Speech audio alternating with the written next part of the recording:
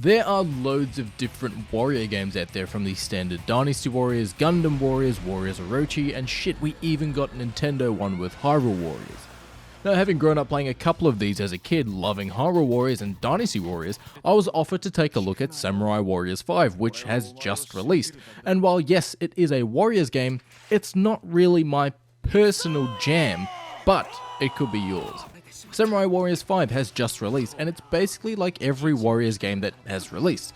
It's developed by the same teams and Omega Force, and just as the game suggests by having Warriors in the title, Samurai Warriors 5 is a Musou game. Don't know what that is?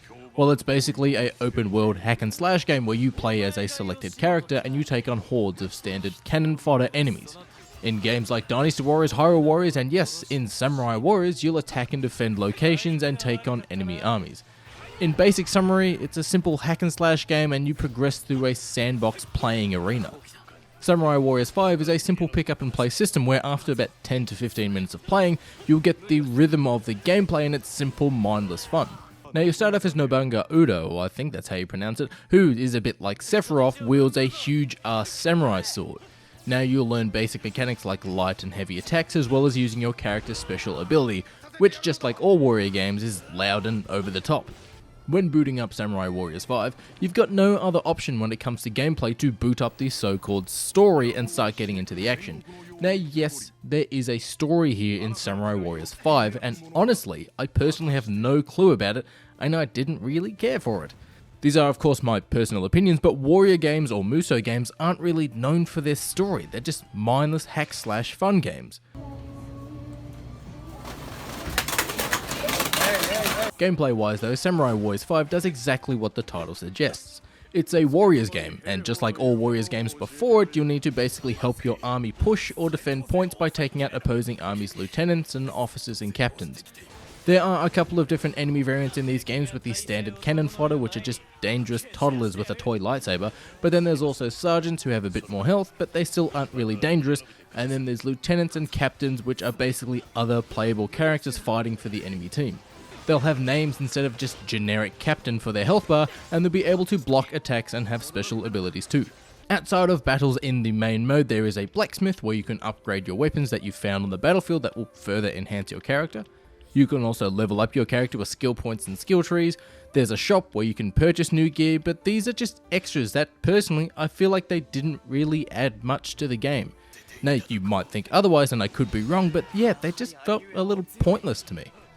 There are some cool little things here and there that got me excited when I started to play Samurai Warriors 5 before I even started properly hacking away at enemies.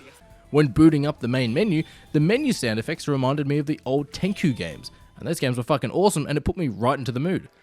Warriors games too are also great for simply just switching off your brain and hacking away at hordes of enemies, but as soon as you start to think about these games or you turn your brain back on, that's where things start to appear. Now, one character is called Hanzo Hattori, and all I can think of was this guy in this scene.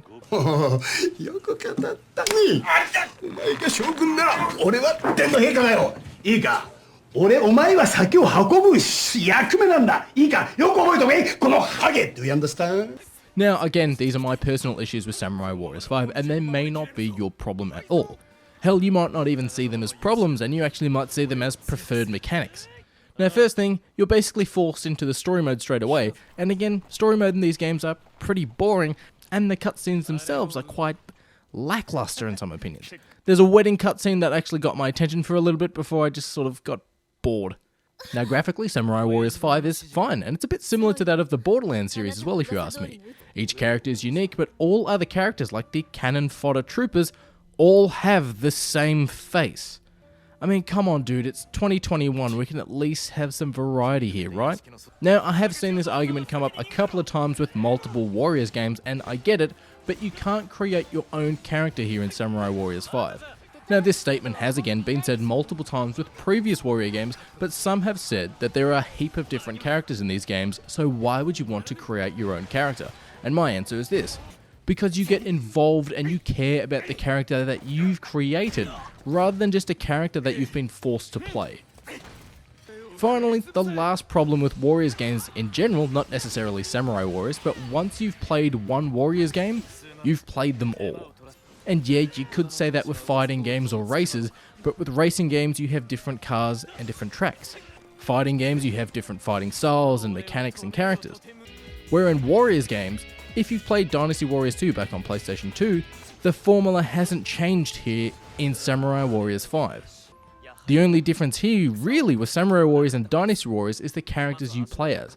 But either way, you'll be attacking or defending enemies with heaps of cannon fodder units and a couple of special characters, and that's really it. These warrior style games are still scattered with heaps of invisible walls.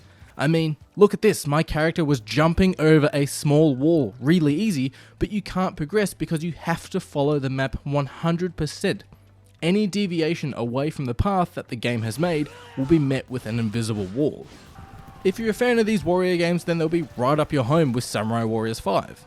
It does exactly what it says on the box when it comes to a Warriors or Musou game. But if you're expecting anything really more than that, you won't get it here with these games. Warrior games are great for just switching off the brain and smashing away any stress from the day, but other than that, at least in my opinion. Samurai Warriors 5 releases the 5th of August in stores and 27th of July on Steam. ハゲじゃない、反ってるだけ。Do you understand?